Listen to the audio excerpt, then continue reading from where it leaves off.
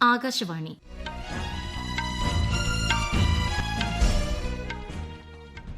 നമസ്കാരം. വാർത്തകൾ വായിക്കുന്നത് ബിന്ദു വിനോദ്.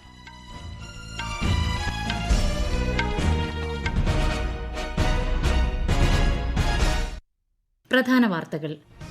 പ്രധാനമന്ത്രി Narendra Modi UAE president Sheikh Mohammed bin Zayed Al നഹ്യാനുമായി കൂടിക്കാഴ്ച നടത്തി. ഇരു രാജ്യങ്ങളും തമ്മിൽ സമഗ്ര പങ്കാളിത്തത്തിനുള്ള പ്രതിബദ്ധത പ്രകടിപ്പിച്ച് നേതാക്കൾ. UAEയിലെ ഇന്ത്യൻ പ്രവാസി സമൂഹത്തെ പ്രധാനമന്ത്രി ഇന്ന് അഭിസംബോധന ചെയ്യും. ലോക ഗവൺമെന്റ് ഉച്ചകോടി 2024 ഗവൺമെന്റ് ടെക് പുരസ്കാരം ഇന്ത്യയ്ക്ക്. ദുബായിൽ നടക്കുന്ന ഉച്ചകോടിയിൽ പ്രധാനമന്ത്രി പങ്കെടുക്കും.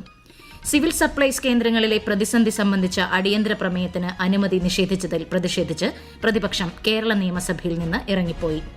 ISL ഫുട്ബോളിൽ ഇന്ന് east Bengal FC Mumbai city പോരാട്ടം. വാർത്തകൾ വിശദമായി. പ്രധാനമന്ത്രി നരേന്ദ്രമോദി അബുദാബിയിൽ UAE president Sheikh Mohammed bin Zayed Al നഹ്യാനുമായി ഉഭയകക്ഷി ചർച്ച നടത്തി. പ്രതിനിധിതല യോഗത്തോടെ ഔദ്യോഗിക നടപടികൾ ആരംഭിച്ചു. ഭാവി സഹകരണത്തിനുള്ള പദ്ധതികൾ വിവരിക്കുന്ന രേഖകൾ ഇരു രാജ്യങ്ങളും കൈമാറി.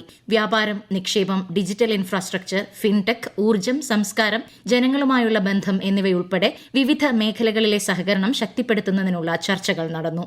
ഇരു രാജ്യങ്ങളും തമ്മിലുള്ള സമഗ്ര തന്ത്രപരമായ പങ്കാളിത്തം കൂടുതൽ ശക്തമാക്കുന്നതിനുള്ള പ്രതിബദ്ധത നേതാക്കൾ പ്രകടിപ്പിച്ചു. 2 ദിവസത്തെ സന്ദർശനത്തിനായി പ്രധാനമന്ത്രി ഇന്നാണ് UAEയിൽ എത്തിയത്. നാളെ ദുബായിൽ നടക്കുന്ന ലോക ഗവൺമെന്റ് ഉച്ചകോടിയിൽ അദ്ദേഹം മുഖ്യപ്രഭാഷണം നടത്തും. അബുദാബിയിൽ നിർമ്മിച്ച ഹിന്ദു ക്ഷേത്രമായ സ്വാമി നാരായൺ സൻസ്ഥ ബാബ്സ് മന്ദിർ ശ്രീ മോദി നാളെ ഉദ്ഘാടനം ചെയ്യും. അബുദാബിയിൽ സംഘടിപ്പിച്ചിരിക്കുന്ന ആഹ്ലാൻ മോദി പരിപാടിയിലൂടെ UAEയിലെ പ്രവാസി ഇന്ത്യൻ സമൂഹത്തെ പ്രധാനമന്ത്രി നരേന്ദ്രമോദി അല്പസമയത്തിനകം അഭിസംബോധന ചെയ്യും. 60,000-ലേറെ ജനങ്ങളാണ് പരിപാടിക്കായി എത്തിച്ചേർന്നിരിക്കുന്നത്. സാംസ്കാരിക പരിപാടികളും ഇതിനോടനുബന്ധിച്ച് ഒരുക്കിയിട്ടുണ്ട്. UAE സന്ദർശനത്തിന് ശേഷം നാളെ ഖത്തറിലേക്ക് തിരിക്കുന്ന പ്രധാനമന്ത്രി ഖത്തർ അമീർ ഷെയ്ഖ് തമീം ബിൻ ഹമദുമായി ദോഹയിൽ കൂടിക്കാഴ്ച നടത്തും. 2024 ലോക ഗവൺമെന്റ് ഉച്ചകോടിയിൽ 9ാമത് ഗവൺമെന്റ് ടെക് പുരസ്കാരം ഇന്ത്യയ്ക്ക്. ക്രിയാത്മകവും നൂതനവുമായ പരിഹാരങ്ങൾക്കുള്ള AI പവേർഡ് ഗവൺമെന്റ് സർവീസസ് എന്ന വിഭാഗത്തിലാണ് ഇന്ത്യയ്ക്ക് പുരസ്കാരം ലഭിച്ചത്. റോഡ് സുരക്ഷാ വെല്ലുവിളികളെ മുൻകൂട്ടി നേരിടാൻ നിർമ്മിത ബുദ്ധിയുടെ പ്രവചന ശക്തി പ്രയോജനപ്പെടുത്തുന്ന ഐ-രാസ്തെ പദ്ധതിക്കായി ഉപരിതല ഗതാഗത ദേശീയപാതാ മന്ത്രാലയം നടത്തിയ പ്രവർത്തനങ്ങൾക്കാണ് അംഗീകാരം. ഗതാഗത സംവിധാനങ്ങളിലെ സുരക്ഷയും കാര്യക്ഷമതയും വർദ്ധിപ്പിക്കാനും ഐ-രാസ്തെ ലക്ഷ്യമിടുന്നു. ഐക്യത്തിന്റെ സംസ്കാരമാണ് രാജ്യം പിന്തുടരുന്നതെന്നും ലോകം മുഴുവൻ ഒരു കുടുംബമാണെന്ന് വിശ്വസിക്കുന്നുവെന്നും രാഷ്ട്രപതി ദ്രൌപദി മുർമു. ഗുജറാത്തിലെ വൽസദ് ജില്ലയിലെ ധരംപൂരിൽ ശ്രീമദ് രാജ്ചന്ദ്ര മിഷൻ സംഘടിപ്പിച്ച പരിപാടിയിൽ സംസാരിക്കുകയായിരുന്നു ശ്രീമതി മുർമു. നാം ആത്മീയ പൈതൃകത്തിൽ നിന്ന് അകന്ന് ഭൌതിക സുഖങ്ങൾക്ക് പ്രാധാന്യം നൽകുകയാണെന്നും എന്നാൽ മാനസിക ശാന്തിയിൽ അധിഷ്ഠിതമായ പുരാതന ആത്മീയതയിലേക്ക് മടങ്ങേണ്ട സമയമാണ് ഇതെന്നും രാഷ്ട്രപതി പറഞ്ഞു. കേരളത്തിന്റെ കടമെടുപ്പ് പരിധി നിശ്ചയിച്ചതുമായി ബന്ധപ്പെട്ട് സംസ്ഥാന സർക്കാരുമായി ചർച്ചയ്ക്ക് തയ്യാറാണെന്ന് കേന്ദ്രം സുപ്രീം കോടതിയെ അറിയിച്ചു. കേന്ദ്ര സംസ്ഥാന സർക്കാരുകളുടെ പ്രതിനിധികൾ വിഷയം നാളെ ന്യൂഡൽഹിയിൽ ചർച്ച ചെയ്യും. വായ്പാ പരിധി വെട്ടിക്കുറയ്ക്കുന്നത് സംബന്ധിച്ച് കേരളത്തിന്റെ ഹർജി പരിഗണിക്കുന്നതിനിടെയാണ് ചർച്ചയ്ക്ക് തയ്യാറാണെന്ന കേന്ദ്ര തീരുമാനം അറ്റോർണി ജനറൽ കോടതിയെ അറിയിച്ചത്.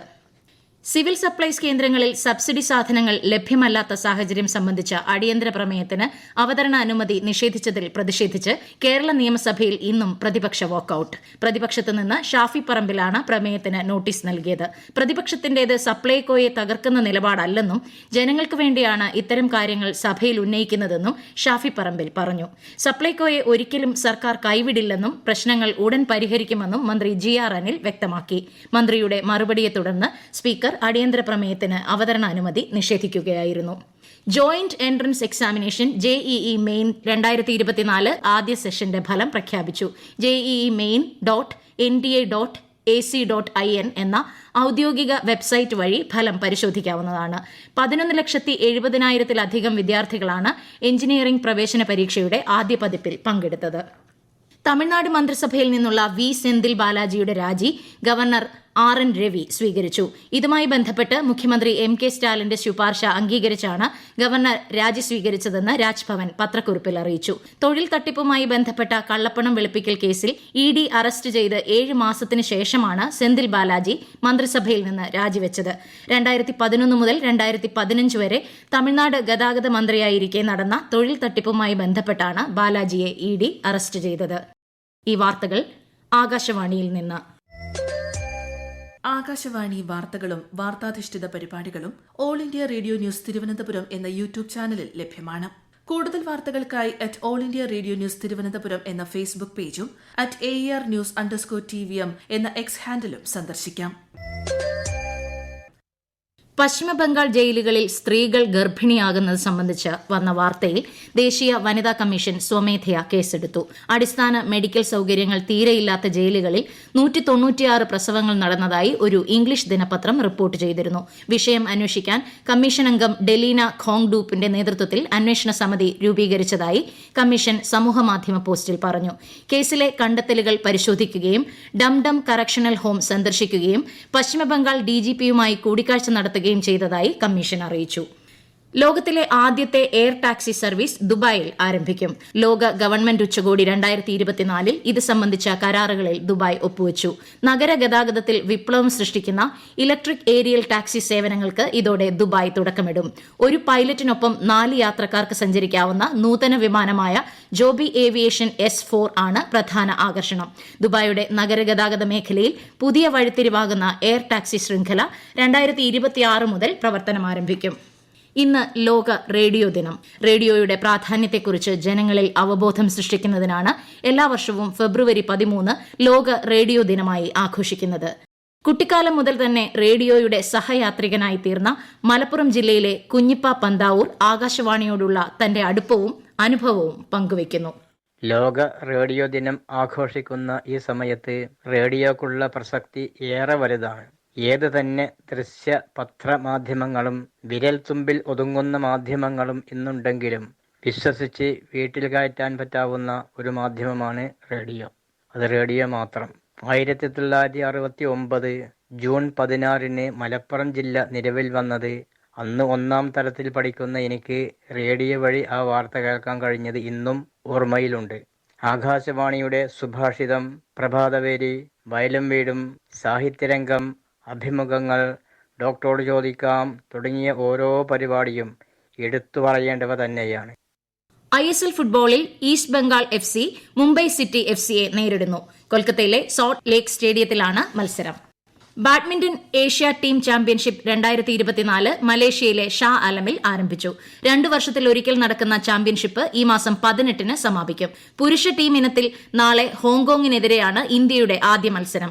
ചാമ്പ്യൻഷിപ്പിലെ വിജയികൾ ഏപ്രിൽ 28 മുതൽ മെയ് 5 വരെ ചൈനയിൽ നടക്കാനിരിക്കുന്ന ബാഡ്മിന്റൺ ലോക പുരുഷ വനിതാ ടീം ചാമ്പ്യൻഷിപ്പായ തോമസ് യൂബർ കപ്പുകൾക്കുള്ള യോഗ്യത നേടും. രാജ്യാതിർത്തിയിൽ തങ്ങളുടെ 4 സൈനികരെ അസർബൈജാൻ സൈന്യം കൊലപ്പെടുത്തിയതായി അർമീനിയൻ സർക്കാർ അറിയിച്ചു. എന്നാൽ കഴിഞ്ഞ ദിവസം അർമീനിയൻ സൈന്യം നടത്തിയ പ്രകോപനത്തിനുള്ള പ്രതികാര നടപടിയാണ് തങ്ങൾ നടത്തിയതെന്ന് അസർബൈജാൻ പ്രതികരിച്ചു. നഗോർണോ കറാബാഖ് മേഖലയെ ചൊല്ലി 3 പതിറ്റാണ്ടുകളായി തുടരുന്ന സംഘർഷം അവസാനിപ്പിക്കാൻ ഇരു രാജ്യങ്ങളും സമാധാന ചർച്ചകളിൽ ഏർപ്പെട്ടിരിക്കുന്നതിനിടെയാണ് സംഭവം. പശ്ചിമബംഗാളിലെ സന്ദേശ് ഖലിയിൽ പ്രഖ്യാപിച്ച നിരോധനാജ്ഞ കൽക്കട്ട ഹൈക്കോടതി റദ്ദാക്കി. കൂടുതൽ സായുധ പോലീസ് സേനയെ പ്രദേശത്ത് വിന്യസിക്കണമെന്ന് ജസ്റ്റിസ് ജോയ്സ് എൻ ഗുപ്ത ഉത്തരവിട്ടു. പ്രദേശത്ത് നിരോധനാജ്ഞ പ്രഖ്യാപിച്ചതും ഇന്റർനെറ്റ് സേവനം നിർത്തിയതും സംബന്ധിച്ച് അഭിഭാഷകനായ ബികാഷ് രഞ്ജൻ ഭട്ടാചാര്യ ഫയൽ ചെയ്ത പരാതിയിലാണ് ഹൈക്കോടതി തീരുമാനം. രാജ്യത്തെ ഓഹരി വിപണികളിൽ നേട്ടം. ബോംബെ ഓഹരി സൂചിക സെൻസെക്സ് 483 പോയിന്റ് ഉയർന്ന് 71,555-ലും ദേശീയ ഓഹരി സൂചിക നിഫ്റ്റി 127 പോയിന്റ് നേട്ടത്തിൽ 21,743-ലും വ്യാപാരം അവസാനിപ്പിച്ചു. പ്രധാന വാർത്തകൾ വീണ്ടും. പ്രധാനമന്ത്രി Narendra Modi UAE president Sheikh Mohammed bin Zayed Al നഹ്യാനുമായി കൂടിക്കാഴ്ച നടത്തി. ഇരു രാജ്യങ്ങളും തമ്മിൽ സമഗ്ര പങ്കാളിത്തത്തിനുള്ള പ്രതിബദ്ധത പ്രകടിപ്പിച്ച് നേതാക്കൾ. UAEയിലെ ഇന്ത്യൻ പ്രവാസി സമൂഹത്തെ പ്രധാനമന്ത്രി ഇന്ന് അഭിസംബോധന ചെയ്യും. ലോക ഗവൺമെന്റ് ഉച്ചകോടി 2024 ഗവൺമെന്റ് ടെക് പുരസ്കാരം ഇന്ത്യയ്ക്ക്. ദുബായിൽ നടക്കുന്ന ഉച്ചകോടിയിൽ പ്രധാനമന്ത്രി പങ്കെടുക്കും. സിവിൽ സപ്ലൈസ് കേന്ദ്രങ്ങളിലെ പ്രതിസന്ധി സംബന്ധിച്ച അടിയന്തര പ്രമേയത്തിന് അനുമതി നിഷേധിച്ചതിൽ പ്രതിഷേധിച്ച് പ്രതിപക്ഷം കേരള നിയമസഭയിൽ നിന്ന് ഇറങ്ങിപ്പോയി. ISL ഫുട്ബോളിൽ ഇന്ന് east Bengal FC Mumbai city പോരാട്ടം. വാർത്തകൾ കഴിഞ്ഞു. അടുത്ത വാർത്താ പ്രക്ഷേപണം രാത്രി 8:35-ന്.